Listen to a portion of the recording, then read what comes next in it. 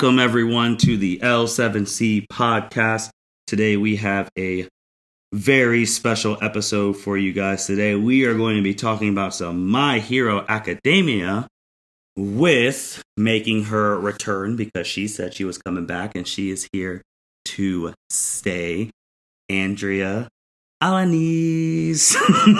How are you doing today, ma'am? I'm good. How are you? I'm doing fantastic. I'm excited to talk some My Hero with you because when we run into each other at work and we start going in the rabbit hole of My Hero, we realize it's 8 o'clock at night and it's time to go. So now we have a free forum so that we could talk about some My Hero, which we both are very deeply invested in. So on today's episode, we're just going to go over some basics on what My Hero Academia is, what's the power system in there, what does Andrea like about it, what she doesn't like about it, her favorite people, her least favorite people, and then we'll preview the next episode Andrea is on with us. So let's just kick it right off the bat. Andrea, what is My Hero Academia? So My Hero Academia is a Japanese anime that revolves around superheroes and a superhero society. Basically, the manga came out in 2014 and the anime recently arrived in 2016. I actually didn't start watching until I think the later portion of 2019, so I'm more of a recent kind of fan, but I'd love to binge watch the episodes, waiting for the new seasons. I just watched the first movie kind of out of order, and the movies were fantastic. If any fans have not seen the movies, I highly recommend watching the movies. So, as you said, the manga started in 2014, like you said, and then it just started in anime-wise in 2016. And what made you do you like superheroes? I do. I do like superheroes. I'm a big Marvel fan. Unfortunately, the DC movie universe has let me down personally a little bit. Sorry if that's a hot take. But I love Marvel movies. I love superheroes. But I wasn't necessarily hooked in the very first episode on the idea of superheroes and anime, which is odd because my very first anime ever that I remember was Sailor Moon. So kind of the same general idea of like superhero, but she seemed more normal girl that kind of got bestowed these powers after living a normal life until, middle school age of like 13, 14. Whereas this was more people are born with quirks. This is the society we live in now, which is a little harder for me to understand because even within the Marvel universe, it's a select few people have these superpowers. Whereas in My Hero, most of the population has some sort of superpower or quirk, as it's called in the show. I believe they said 80%. Yeah, I think it is 80%, and most of them are born, and they either have these quirks as they are like at the time of birth, or they manifest by the age of 4. On your hot take, that's not really that big of a hot take. A lot of people agree. I would say that that's obviously not counting the Dark Knight trilogy and stuff. Dark Knight is amazing. Love. So, just side note that. The reason I said that is because for me, when I started watching, I felt like it was at a perfect time. Marvel was full steam ahead. 2016 too, so that was like Captain America, Civil War, Guardians we're getting into Endgame, and then this show comes out right on time, like an anime about superheroes, like things, modern day society. So I thought it was a match made in heaven, and the creator of that struck a chord with a whole bunch of people. But so what's it like? Who's the main character? Like, what's his deal? The main character, his name is Izuku Midoriya. His nickname / hero name is Deku, which I do believe translates to idiot or stupid. And it's kind of a little funny story about how that became kind of his nickname, superhero name, in the sense that he embraces it. So to find that out, go ahead and watch the show. But he is the main character, and it kind of centers around his desire to be the greatest hero, just like his idol, All Might. However, Midoriya, unfortunately, was one of the 20% who was born without a quirk. So he kind of, in those first few episodes, and a lot of flashbacks throughout the series, you kind of see his dreams and heart be crushed when he does find out he is in the minority that does not get a quirk. So when he reaches out to his mom for the support of, oh, you can still be a superhero, she instead apologizes to him for not being able to give him the quirk that he wanted, or that to give him a quirk in general. So that's also kind of heart-wrenching. But even as he grows up with kind of that, I don't want to say discouragement, but not support in the right way from his mom, he still studies quirks obsessively. He takes notes on all the heroes, what their quirks do, kind of what their specialty is, and keeps them all in a journal. And as it so happens, right before he's able to get into high school, he has a chance encounter, actually a couple of chance encounters with All Might.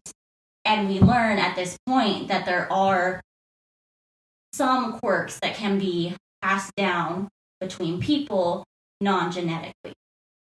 So that is how Midoriya does get a quirk and is the main character, with the intro being his voiceover. This is the story of how I became the number one hero. So you kept bringing up quirks, and we've watched anime, a lot of it, and every anime has their fighting animes have their own power system. So is quirks like the power system in this anime? Yes, so quirks are the power system. However, quirks can also kind of be more menial, kind of everyday, not necessarily like powers. They are considered a superpower and a quirk per person, but some of them can just be anthropomorphic in the sense that we see at one point a police officer who physically is a cat, but we don't necessarily see any other quirk manifestation that could be transferred into a superpower, or this individual decided not to be a hero. So with those quirks, and you already explained how you get them. You can get them from birth. You just explained the main character got his from All Might, who was the greatest hero of all time at this point. And then, like you said in the voiceover, Deku talks about in the future how he's going to be the greatest. So are there any other ways to get quirks besides those ways? Can you mix quirks? So in the mixing quirks, that can kind of come in genetically, in the sense that there is the kind of more dark side of the quirk society or superpower society, in the sense that there are quirk marriages in which it is arranged for someone of a certain quirk to marry someone of a different or similar certain quirk to essentially procreate another superhero, another quirk that could combine the two to balance out any weaknesses of the individual quirk. The biggest example of that would be the number 2 hero, Endeavor. His real name is Enji Todoroki, and his wife, I apologize, I don't know her name, but they have 4 children, and one of which is the culmination of the balance between Endeavor's fire quirk and then his wife's ice quirk. And their son's name is Shoto Todoroki. And so his quirk is called Hellfire. Hellfire. No, I think isn't that something? It's one fire thing. I'm just gonna say Hellfire. Isn't it half hot, half cold? Well, that's Shoto's, yeah. But his dad is called Hellfire. That his mom got the ice thing, and I'll get into ever later. It's kind of funny that his is Hellfire because maybe that's where he should be. For sure. But with those and with the quirks, they sound really cool. So just if you were in the My Hero world, what quirk would you want? So the quirks in My Hero kind of get their own specialized name. I don't know what it would be called, but essentially I would probably really want a water or ice manipulation quirk. So like kind of Mrs. Todoroki's kind of ice quirk, or essentially what I would prefer is to be a water vendor. But shout out to Avatar. The best. But other than that, probably as a kid, I always wanted to be able to fly. So then even just having wings in general that allow me to fly would be great. Hawks is a different hero who kind of has that quirk and is also able to control the individual feathers to do other things. But I'm cool with just basic that the wings can make me fly. So you would go with water bending and then also with like the ability to fly. Those would be your top two. Yeah, those are my top 4. Okay. Me personally, my one would be electrification. That is used by Denki in My Hero Academia. He's a minor supporting character. And he has the power to cover himself in electricity. So fight-wise, that's hard to fight if you're going to go try and fight someone who's an electric. And he could shoot out electricity.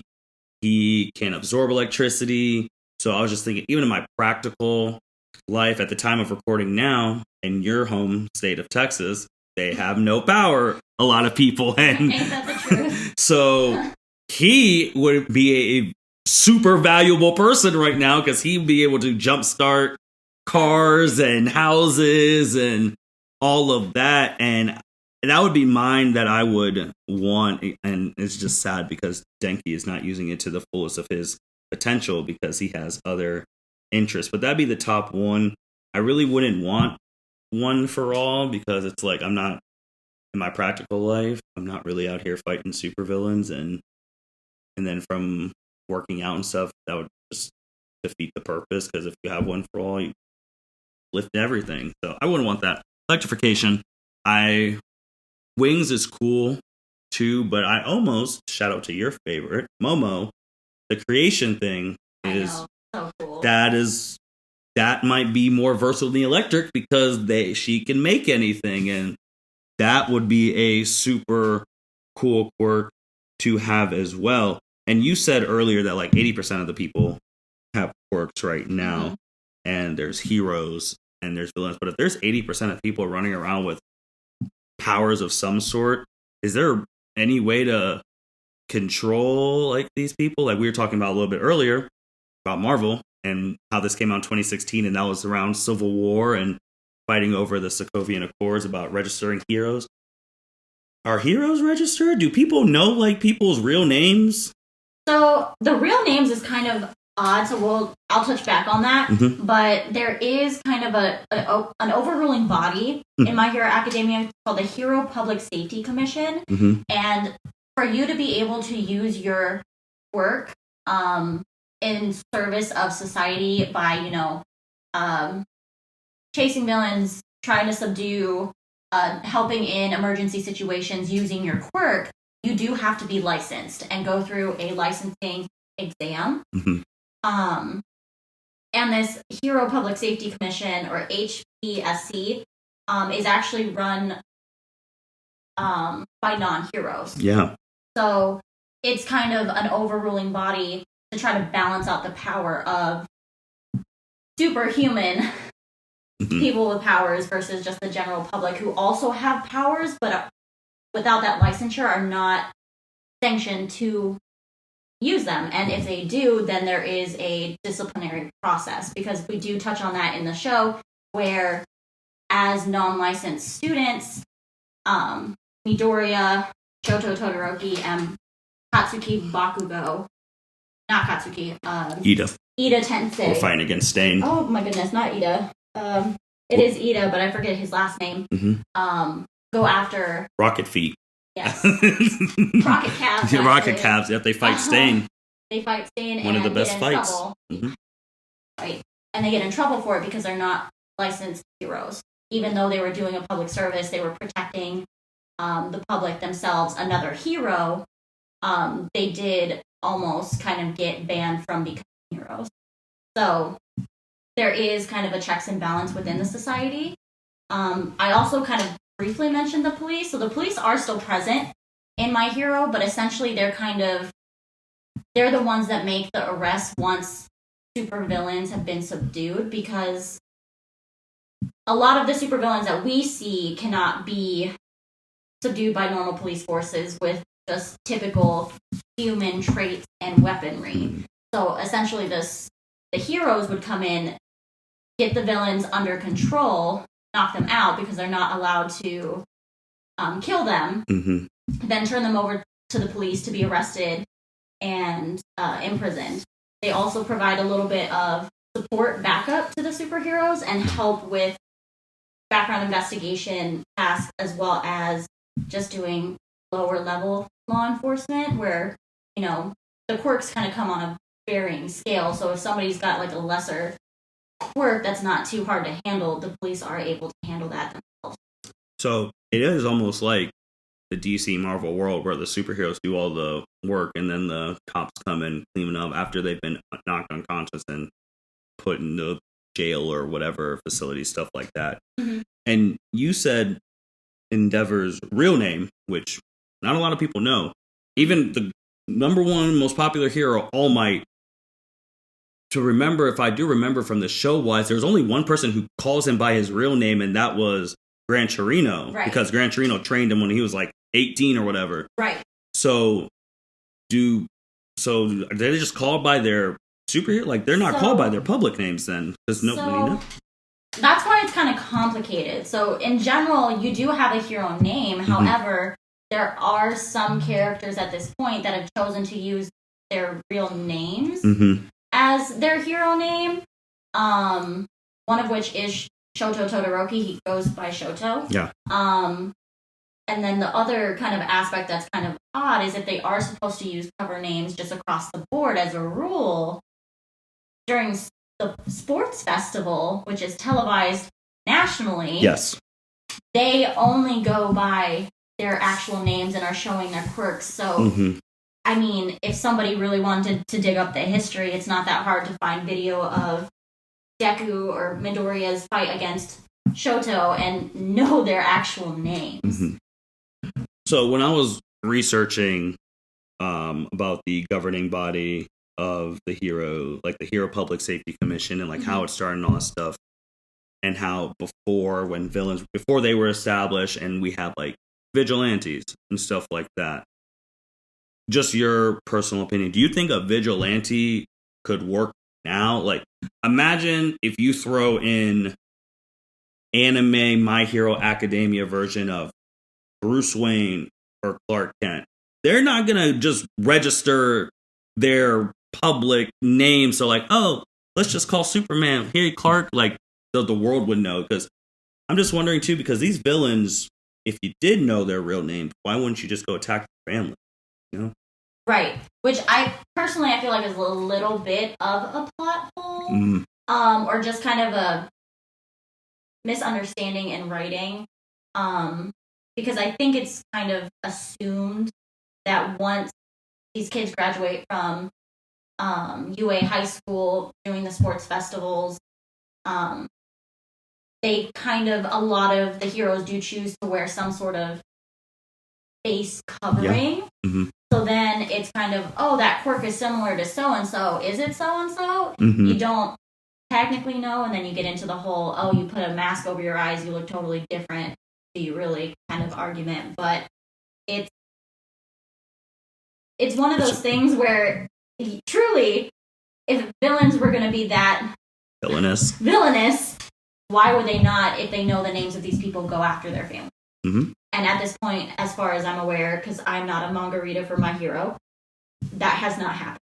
Mm-hmm. So I'm not really sure where that goes. Yeah, even if you just think about it from the show point, someone like Midoriya, who's the main character, and he is the one who has One for All right now. So if you're a villain, and the main villains already know, like the two, like All for One knows that he inherited it, and then Shigaraki, whatever, he knows that he has it, and if they've seen his personality, they'll know that if his mom was in danger, he'd probably give it up to save his mom. So I don't understand why they just don't show up to his mom's house, kidnap her, things like that. I mean, you've seen them, they held the school hostage in season 1. Right. So, like, I think you're right. Like, that's a huge plot hole that's just waiting to be potentially explored in the future. Like, yeah, we gotta go to, like, secret identities, but that doesn't help that the top school, like you said earlier, is publicizing all their fights and showing the world what these kids can do with no mask, because they weren't even in their hero costumes in sports, but they were in just the regular jumpsuit, no face cover. Like, ooh, that's a plot hole waiting to be exploited in the near future. What do you like about the show? Like, what are your favorite things about the show? That is a hard question for me, because honestly, watching the show, for some reason, I can't pinpoint exactly what it is, just generally makes me happy. Superhero movies in general make me happy, but with anime, I know I talked about it on my previous appearance, it's also just well animated and it's beautiful, and the fight scenes are badass and they look so good. The fight between Midoriya and Overhaul, with just one fight of the year. Just one fight of the year. So it is so good. The other thing that I really enjoy about it is there are so many different characters that are highlighted. More so in the first couple seasons. They've kind of gone a little bit away from more of the side characters right now, which I'm hoping will kind of swing back around for season 5. But having the diversity of the characters, having so many different quirks, having also just the different personalities interacting with each other is interesting to see, and also just how each character, even outside of the main ones, develop over time. I really enjoy that. Yeah, I think the biggest thing that I enjoy about this anime is obviously with the superhero aspect, and it's not like set in 1925. It's set in modern time. Like if you woke up one day and My Hero Academia's world just got dropped onto you, that's what we're talking about in the modern time. That's what I really like about it. And I also like about the character is how everyone can be useful, especially in seasons like 1 through 3. Everyone has a chance to shine, and that's what I really like about that. But then just going to what I don't like is that it's starting to get away from everyone being useful, and we're almost getting into that point where it's the Goku Vegeta type show, the Naruto Sasuke type show with Midoriya and Bakugo, even someone as strong as Shoto, and you talked about the first movie, and I know you've seen the second movie, even they all got pushed to the wayside for those two, and that's something I hope changes coming up, but it's starting to go from everyone was useful to we're getting to that typical anime trope where it's the rival and the main character are the only ones who can do anything. So that's one thing I don't like right now going for. What do you not like about or want something like change? I would agree with you in that, in the sense that I personally hope that kind of with the second movie, in particular Heroes Rising, there's some of that kind of rivalry, antagonistic relationship kind of quelled. So going forward, there shouldn't be so much focus on the two of them and their relationship dynamic. So it should open the floor up to the others. I do know with UA in general, it seems like typically, traditionally, as the kids get older and progress, there tends to be, the cream rises to the tops, and there becomes a top 3, the big 3. And it's kind of, at this point, slated to be Midoriya, Bakugo, and Shoto. So I personally would dislike and hope this does not happen, that it becomes the 3 Musketeers and it's all about them. Because there are so many good quirks within Class 1A and in Class 1B, which initially is introduced to us as more of a sidekick course, which during the sports festival, we get to see some of those quirks firsthand. And I don't know about you, but for me, I saw some of those quirks and I'm like, why are they Class 1B and not Class 1A? And why are some of the people in Class 1A in Class 1A and not in Class 1B? So, well, just to go off that, I know this wasn't in our show notes, but remember in Class 1A, you can get in by letters of recommendation and things like that. So maybe a lot of those Class 1B people, it's almost like college and like going to grad school and stuff. You just couldn't find someone to write you a letter of recommendation or someone of credible esteem to write you one like Shoto. I mean, at that point, now Endeavor's number 1. He was the number 2 son. So if he's writing something in there, it's like, okay. And then if Midoriya, I mean, he had no chance to get into UA until All Might. So if All Might's writing him a letter of rec, he's getting in. So if you don't have those, again, the real life stuff that I like about it is like, if you don't have those connections, you unfortunately get bumped to the side. The other thing that I believe the character Shinsho, and I apologize if I am saying his name wrong, he's in Class 1B, and it also gets into the real life point of standardized testing is not always accurate, because his work for the test that was provided to get into UA and then, assess where they should be placed in Class 1A or Class 1B, his work works by, if he asks you a question and you respond, he can now control your mind. The test, the exam to get into UA was to fight and destroy robots. And that's not what his quirk is not really applicable for that. And so he was placed in Class 1B, and that's just a missed opportunity. And it kind of is a very good example of how a standardized test is not a one-size-fits-all, because there are going to be exceptions to the rule.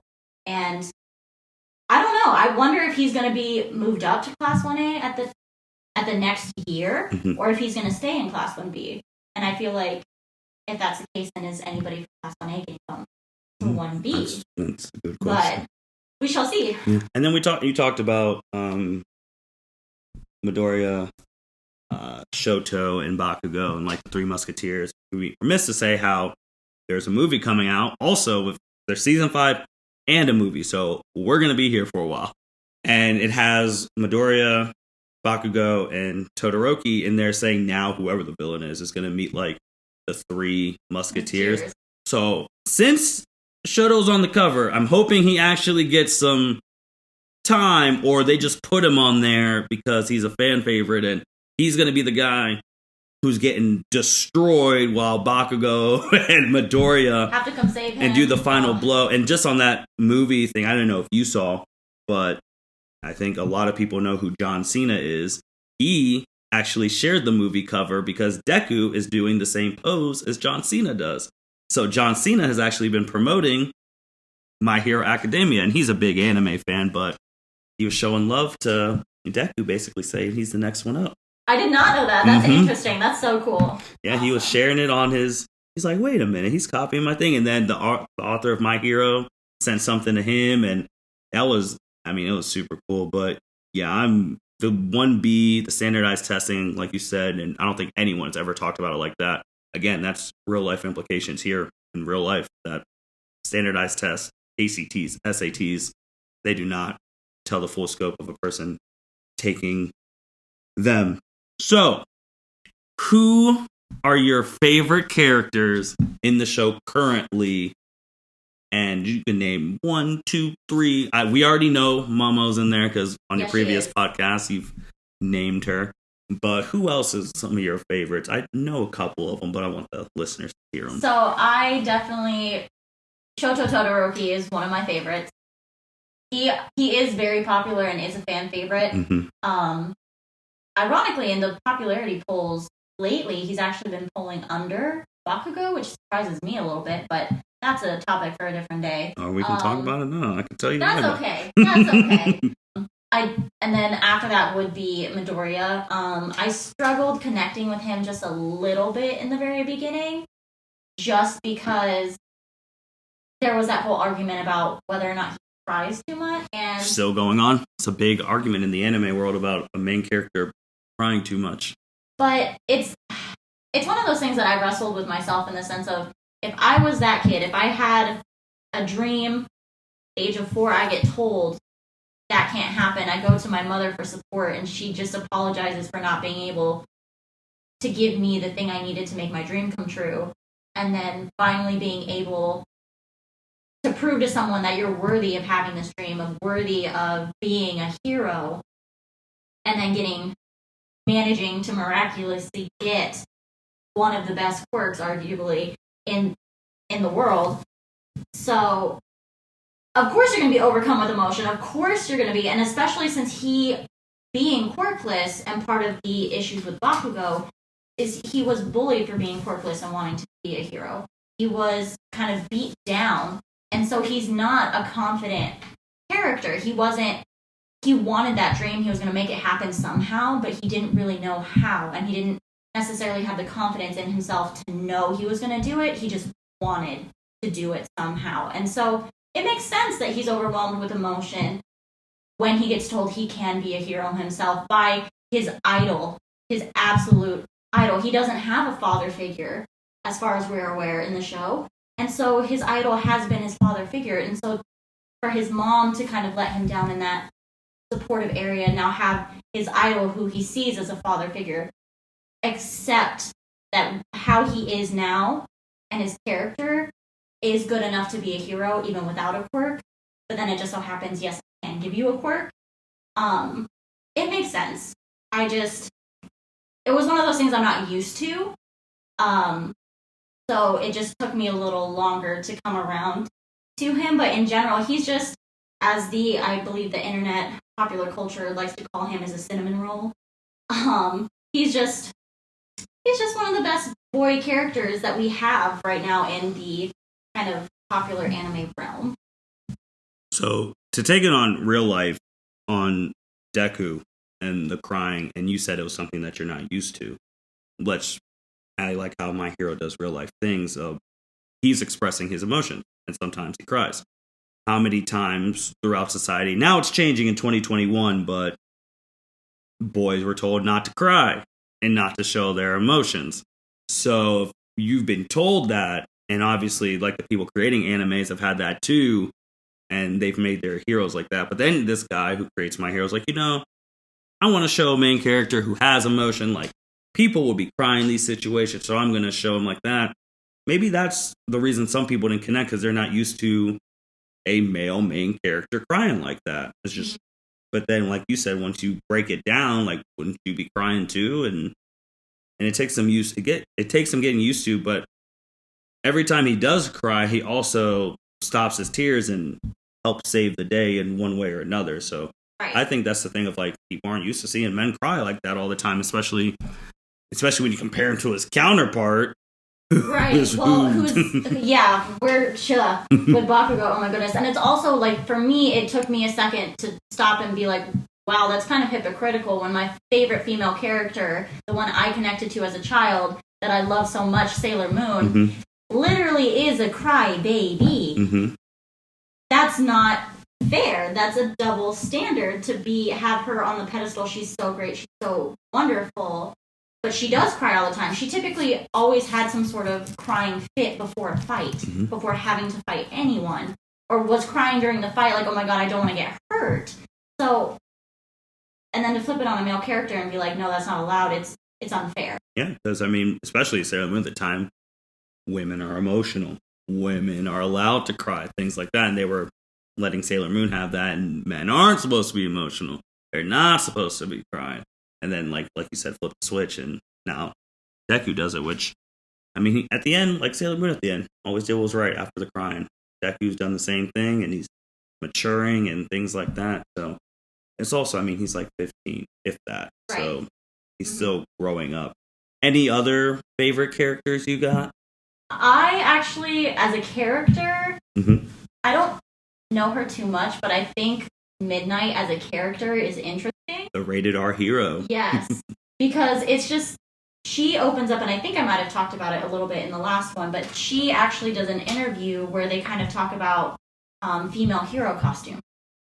Whether or not, it's necessary for them to be so revealing or racy.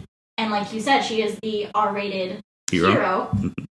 Her quirk, I forget the name of the quirk, but there's a pheromone or a smell that comes off of her skin that incapacitates people.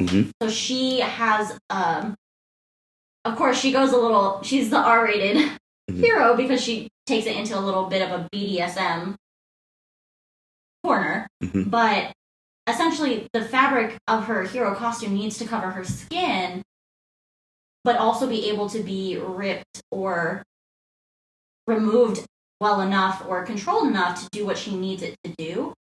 So she's making that argument that, okay, yes, but no, most of these are functional for us.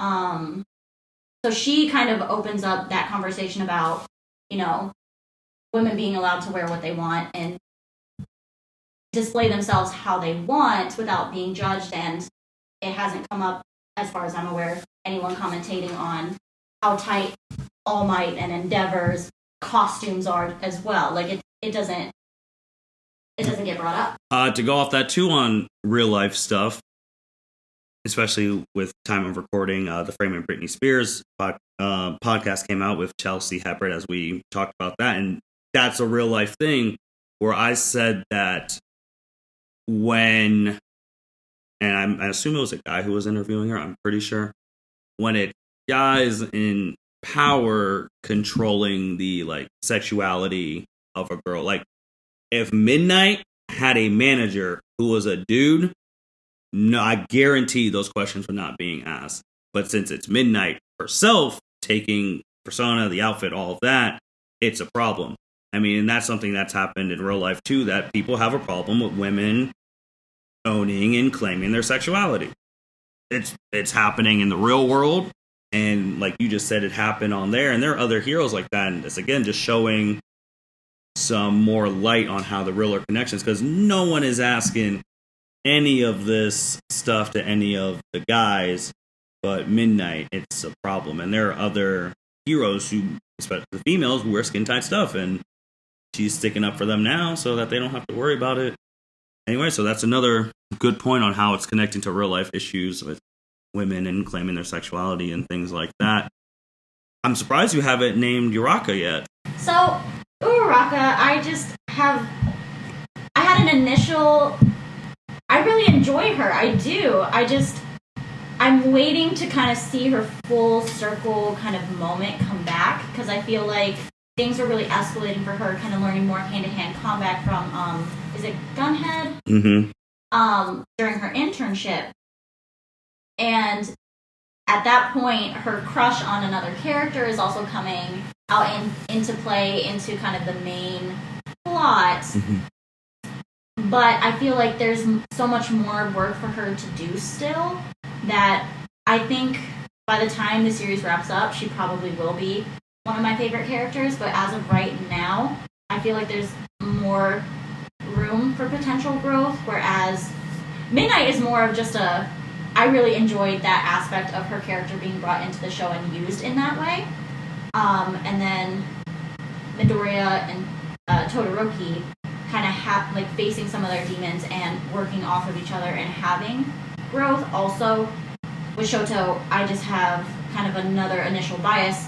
Fun fact, apparently from what I read in the Spanish dub version of My Hero Academia, they call Shoto Zuko's copy. Also, shout out to Avatar The Last Airbender again. 2 shout-outs in one pod. So it's, I really enjoyed Zuko's character in Avatar The Last Airbender, and so having Todoroki kind of be, I don't want to say replication because they're not exactly the same, that's not true, but having those similarities that I already connected to, plus, like I said, that ice manipulation, that's something that I would want. So I would say with Uraraka, I mean, for anyone who's watched it up to now, one of the most underrated, which is probably in the top 10, was her versus Bakugo in the fight. Absolutely. That was probably her peak version. And I would say that if you watch enough anime, you don't need our cues to know who she has a crush on. But she's also a person who, she passed the test to get her provisional thing. She was part of the raid, which those were the heroes I was looking at. Like, if you're part of the raid, like, hopefully they have bigger things for you down the line, because Todoroki wasn't part of the raid. Bakugo wasn't part of the raid. I don't even believe Momo was part of the raid. Like, there are some people there where you're like, okay, they have a future. And we saw it manifest with another character who's one of my, Red Rocket, who had his pinnacle moment in the raid as well. And with Midnight, I was just thinking about her and how she carries herself and how she doesn't care what these people think. She kind of reminds me of they're like Rihanna, like someone who owns it. She knows what she's worth. She knows like her sexuality and all that stuff. And you can't tell her different. Like, she kind of reminds me of like Rihanna. So my favorite heroes, I have a couple. First, number 1 is Mirio, aka Lemillion. Reason I love him so much, we talked about the big 3 earlier. He's the strongest guy at the school. Like, he was it's not even close. And he was trained by All Might's former sidekick, Sir Night-Eye, who's also one of my favorites. And Lemillion, I really liked him because he really puts an emphasis on training, and his quirk, which I thought was trailer but terrible, but he made it in a way that almost made him seemingly invincible. And his peak moment when he's fighting the main character Overhaul in a 2-on-1 fight, and he's winning. Like, Overhaul admitted that Lemillion is stronger than him, and it came to a point where Overhaul had to shoot the quirk ceiling bullet at him to beat him. And even with his quirk gone, he was still protecting that little girl, and he was still fighting back. So he's my number one. Number two, who I know is your number one of hating, but let's just get it out the way, is Mineta. And the reason Mineta is my number two is probably because me and him are polar opposites, and my personality is so different than his, but it's the fact that he just makes me laugh. He's a short little guy with great balls on his head, and he is a pervert, and he's always trying to get a peek under some skirts. And I remember the bath scene where he was trying there and he got his eye poked out, and he's just comic relief personified. And we talked about Midnight. That's who he had his hero thing against, and he won. Like, he caught, because he is in love with her, and he was able to win that. And I also just like him because, I mean, especially guys, like, hormones are going out of whack, boys and girls, and he's just like, I'm just going to show it. And it's the fact that he gets all the flack, but there are other perverts in that class. That irritates me. I'm like, I'm all for Mineta. The other one is obviously Eraser. I like the teachers in anime. We talked about Shoto being like off-brand Zuko or something like that. Eraser is an off-brand Kakashi Hatake. Oh, for sure. So here it is, and it's great. So I like him as well, and obviously I like Deku. I like All Might. I do like Momo. She needs more screen time. There's a lot of other people, but those are my top people. So since I already brought up the number one person you don't like, I hate Mineta. It's just one of those things where, as you mentioned earlier, like, you know, all the hormones, they're teenagers, they're like essentially freshmen in high school. Yeah. And so I can understand that, but I despise that it's so okay for him to be so openly perverted and nothing really happens. As the girls have learned his behavior, the girls kind of, you know, shun him and kind of kick him out. But none of the guys really kind of step up and be like, Mineta, cut it out. And that kind of bugs me just a little bit, honestly. There's some clips where they're kind of like, hey, knock it off. But it's not ever kind of really addressed as like, you need to ship up or ship out. Because essentially he's in this school to become a hero himself. Mm-hmm. And if he becomes a hero and he still has this attitude, this behavior, other kids are going to look up to him as like, that's being okay, and it's perpetuating. No, I don't. And honestly, Kaminari is another character who is comic relief. Is he low-key perverted? Yes, because he will go along. He's part of the group. He is, but he's not as... When he's not with Mineta, it's not as bad. So it's that's why I say it's low-key. But there's comic relief without having to be an outright pervert. And it's just... That really bothers me. The other thing that bothers me about him is I still don't understand why he's put in Class 1A. And I think that's just a general question that I have with his quirk.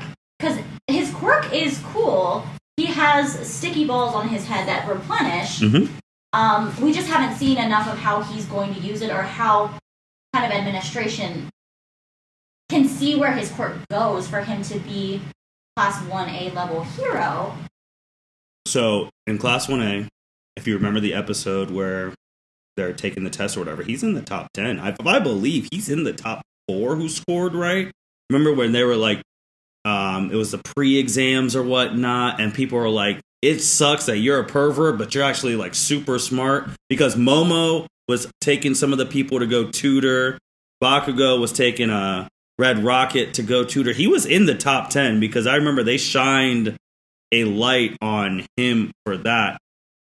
And with Mineta, and yeah, because there is a group, because if you remember too, during the provisional exam, when Deku was fighting the fake Cammy, who talk about she's in more skin tight than Midnight, and it was a fake one, and then like Deku was talking about like her clothes coming off, and everyone's like, hold on, no one cares that you survived. Wait, you saw her naked? And like you saw like all the pervs came out that time. Mm-hmm. The only pushback I would have on stuff with Mineta is because I know you love Naruto.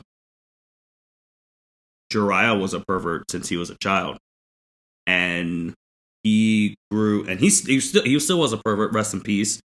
One of the saddest deaths ever. But he was pervert all the way through. Like the guy knew Tsunade's breast size by heart. So my hope, and also that's a big anime thing too, that it's always the old people who are the biggest pervert. Master Roshi, pervert. Like it's always the older people. So I like seeing him Mineta now because I think he's gonna grow out of it and and just get it out and like real life implications. We all went to high school. Like you have like the people freshmen, you have people who are just focused on sports, music. You do have that group who are just literally all they do is just talk about like the opposite sex all the time. And Mineta's just this anime is real life up to 11. So he's just, so it's real life. There's a group like, oh my gosh, she's so pretty.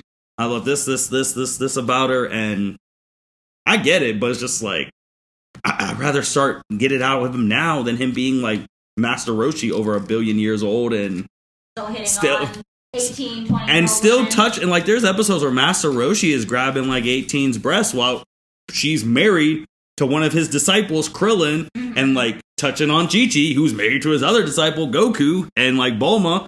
I mean, that Bulma thing, you want to talk about like old school, like she was 16, he was like whatever, and she had to flash him to get the Dragon Balls.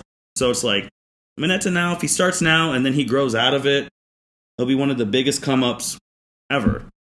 But, and also, to be seen for me, it's a long, I mean, we're only in year 1. If this show goes from each year that they're in, we're going to be here for a long time.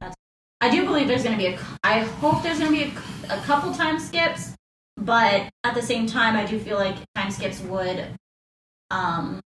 limit the amount of growth that we can see per each individual side character. Mm-hmm. So on the one hand, for, length of time, I want the time skip, but also for development, I don't want the time skip. So, but I just, again, like you said, we know those kids in high school.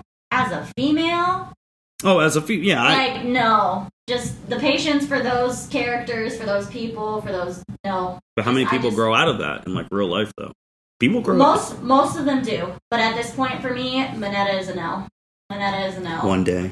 I can't wait. Is a no. I can't wait until he does the sacrificial play and you're just sitting there like, if he's still a pervert, I'm still not going to be too happy about Well, first he has to get a growth spurt. That's one thing. And also his quirk is good for like capturing people. Yeah. Like sticking them in interrogation, things like that. But who else do you not like? I actually don't know who else you don't like. Well, there's one. But. Enji Todoroki, for sure. Mr. Number 2, now number 1 hero. We're calling him by his real name. We must be very formal with him. No, it's he doesn't deserve his hero name, because I personally feel like if you're that much of a bad person, how do you get to be a hero? A lot of people actually think he saved season 4 because they think his episode was the best episode in the series with prominence Flash, which I thought was cool, but it wasn't the best episode of the series. Yeah, I wouldn't agree with that, and I understand that it's one of those things where in the daytime, in the light, to the public, he's still not got the best personality, I will say up front, but he does his duty as a hero in protecting society. He does it for a selfish reason, but he's still doing what he does to protect his society, potentially to his own detriment. So he is a hero. However, when you turn around, you force a marriage on someone for their quirk. Yep. And then kind of essentially force procreation. It wasn't, he did. It's like, you're going to have my baby and it's going to be the greatest hero ever because I can't ever reach all mine, but my kid can. That's the premise of his whole thing. Right. So, and then also once those children are born, having them up to that litmus test of, okay, did you get half my quirk, half her quirk? No, trash. No, trash. No, trash. We get a fourth, all my attention, all my focus. And is my focus and attention beneficial? No. It's abusive. It is demeaning. And the whole home environment is toxic. And part of the reason it's Shoto Todoroki is Zuko's copy, quote unquote, is he ends up with a burn over his eye because his mother, due to the trauma and the abuse, at one point kind of has a bit of a mental break. Not mental break, what's the word I'm looking for? Psychological break? Psychological meltdown. Meltdown, thank you. Psychological meltdown, in that she's boiling a pot of water. She's making a comment to, assumedly, a friend or family member on the phone about how one side of Shoto's body looks so much like her husband. Shoto overhears her. In a panic, for some reason, she throws the boiling water over that part of his body, and he now has a burn over that portion of his body. And part of Shoto's character in the beginning is that he rejects his father, rejects that part of himself, because he does have half of his father's quirk. So he refuses to use it.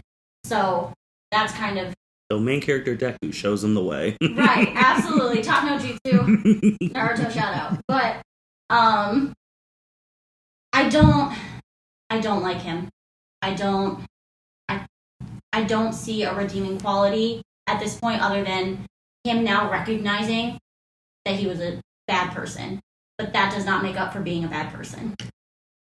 So I guess to continue on in this podcast of real life just being shown in My Hero, Endeavor is, there is a million Endeavors in real life. Someone who outside is super successful, highly regarded. Where we work, we've worked with people like that, and we see it on TV all the time. And then when they go home, because it's the age-old thing, unless you're super close with someone, you really don't know what anyone does at home when they're not on TV or when you see him at work or something like that. And he's at home, and he's beating at the time, he's beating his kids, he's beating his wife. This is going to sound bad, but the only reason, his wife was a breeding machine to him. That's all she was. And once the final one happened, because I'm pretty, all right, this is the one, cool, for something that he can't do at the time was pass All Might. So it's I'm just going to get ready for the next step and have my son be the one who does it. And the only thing about, Endeavor is that with someone you do like, Hawks. I do like Hawks. He's the one who stated that no one was ever going to catch All Might, period, in his prime. No one was ever going to be stronger than him, faster than him, nothing. But Endeavor was the one person who said, I would like to try. Right. That would be the one thing, you're never going to catch someone, so you're going to try, and that's why Hawks likes Endeavor more than he likes All Might. But then again, Hawks doesn't know Endeavor's home life instead of anyone else's. So Endeavor's always been complicated to me, because if this was the real world, and we haven't seen their TMZ yet, we saw when Endeavor was fighting that Nomu and the person. If someone found out how Endeavor really was back then and reported it and spread it all over the news, I don't think they could have had him the number one hero, because then you essentially have a child abuser and wife beater as your number one hero, and that ain't a good look. So that's another avenue that could be super explored down the line if that were ever to happen. Because that's what gets the people in real life when TMZ or someone whistle blows that, hey, this person, this Fortune 500 CEO is beating his wife at home. So that's another avenue. But I understand, man. Now he's the number one hero for the foreseeable future. But now we got to deal with him. Right. Anyone else that you don't like besides those two? Overall, I don't really care for Monoma of Class 1B. His character is a little bit comic relief, and I understand part of the personality that I dislike is used for this comic relief. But his quirk is copy, which is so cool. He's actually able to hold within his body multiple quirks and then use them he gains these quirks by being able to touch a person and then kind of has a basic level of understanding to be able to use it. Bakugo is not one of my favorites at this point. So I very much enjoy watching during the sports festival where Monoma, because Bakugo doesn't know his quirk, Monoma touches him and then blows Bakugo's own quirk in his face. I love that moment, but Monoma seems to have a bit of a inferiority complex in the sense that he's in class 1B. He also, obviously he has his own quirk called Copy, but it's his quirk itself is not its own quirk. So then it seems like he's kind of feeling a little bit of inferior to the other people's quirks that have kind of natural abilities within themselves, not having to take and throw quirks back in people's faces. So he kind of typically pops up as a, 1A, you think you're so cool, you're not that great. And then one of his classmates, typically, her quirk is big hands, enlarges her hands, knocks him out. Always a funny moment, but it's just one of those things where it's like, I just find him annoying, which is unfortunate because I do think his quirk is so cool. That just reminded me, I don't know why he thought of that, but it made me who someone I think is super underrated in class 1A. I'm blanking on his name, but the French guy shoots from the belly button. Ayame? No, he's the one where his twinkle wouldn't shine. That was his best episode. When the rest, he's the one, the rest of the heroes on class 1A finally pass that test. He's someone who's underrated. The other person I just thought about who I don't like, the main hands guy, Shigaragi or whatever his name is, the guy with the hands. I don't like him because his motives are terrible. So you hate All Might because he let your grandma die. But you're working for All for One, who killed your grandma. That makes zero sense. And the only benefit of the doubt I can give him is that he doesn't know that. Because that makes no sense. I hate the guy who admired my grandma, who my grandma was basically almost like his mother figure, who my grandma's the one who passed on her quirk to him. But I revere, worship the guy who literally ripped my grandma's heart out of her chest and killed her. But I work for him and I love him.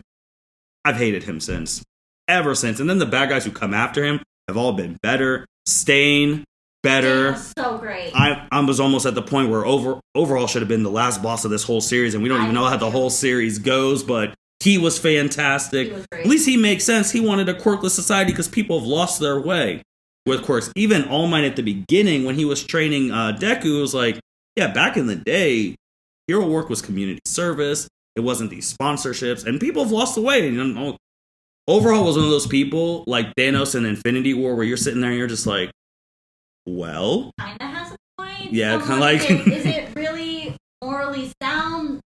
No. Not, like, can we switch this up? And then I'm all for it. Like, then I'm like, I'm just gonna get rid of half so we have resources. Like, that's like, I get the resources thing, but you could have just made more resources. Like, overall, it's like, I get the quirk thing, but you don't have to take people's quirk. Just change the society. Abuse that was bad too.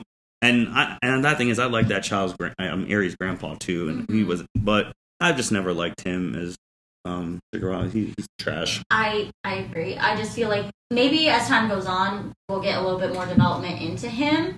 But especially Stain, I really wish I want him to come back.